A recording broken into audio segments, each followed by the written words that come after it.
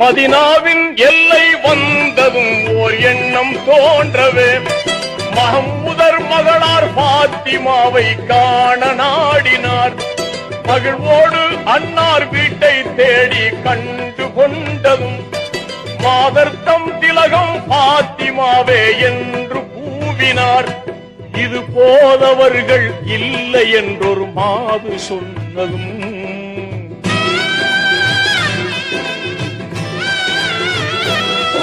இது போதவர்கள் இல்லை என்றொரு மாது சொன்னதும் எங்கே எப்போது வருவார் என்று ஆவலாய் கேட்டார்.